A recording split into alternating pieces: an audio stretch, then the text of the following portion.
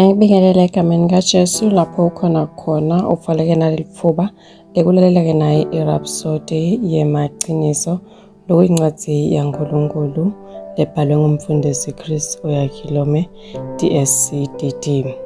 Lo muhla-ke ngomgcibelo di-11 enyangeni yaBhimbidvwane emnyakeni wa-2025. Namuhla-ke umfundisi Chris Oyakhilome uthi emalanga ekukhadimula lokukhulu. Jakobe 5:7 uthi, ngakho-ke bazalwane beketelani kuze kufike inkosi. Asenibuke umlimi lolinzela sithelo semhlaba lesiligugu usibeketelela size sifole imvula yekucala neyekugcina. Amen.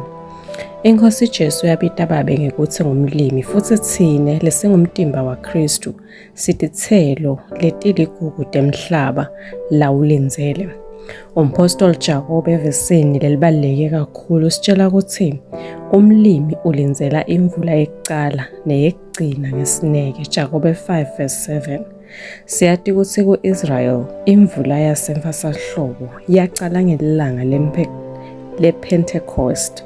Petro wakuqinisekisa lokho nakathi kuyawuthi emalangeni ekugcina kusho uNkulunkulu ngiyawuphululela moya wami etikwabo bonke bamvu. Imisebenzi yabapostoli 2:17. Lokhu kwabasicalo sekuphululwa kwemandi lokwabiketelwa kuthi kutawendeka emalangeni ekugcina. Hosea 6:13 usiniketa kuconza lokwengetiwe mayelana nalesethembiso.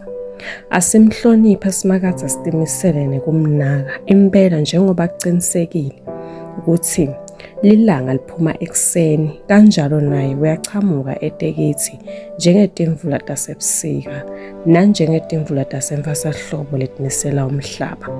Le mvula lokukhulunywa ngayo la ncwadzini yaHosea imelela ema-Israyeli kanye nelibandla. Ku-Israyeli litulu lekugcina liyafika ngelanga iPentecost lokwakhombisa kuphululwa kwamoya longcwele ebandleni lekucala. Nanobe kunjalo ngekhathi kwelibandla lokuphululwa kwemandi ngelanga lePentecost bekungasiyo imvula yasemfasahlobo kodwa bekungumvula wekucala.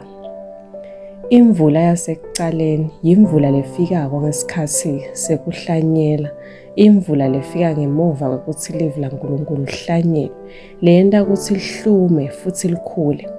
Incwadi yemisebenzi yabapostoli ichaza kucwala kwelibandla ngekwehla kwamoya longcwele kucala kwesikhathi lesisha selibandla. Umprofeti Hagayi naye wakhuluma ngenkadimulo lenkulu ledakwa. Inkadimulo yalendlu yamuva itawuba inkulu kunetinkhadimulo yendlu yekucala. Hagayi 2:9. Amen.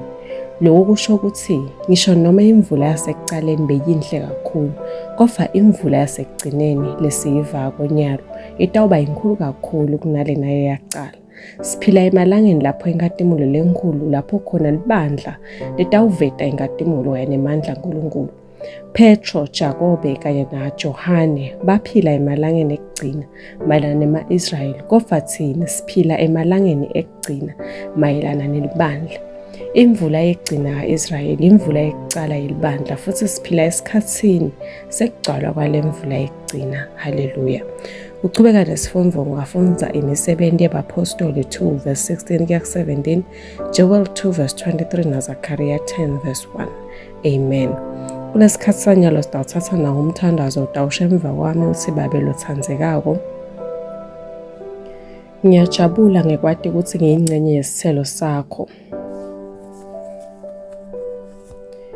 Lesiligugu lesikhokhelwe timvula tekucala netekugcina.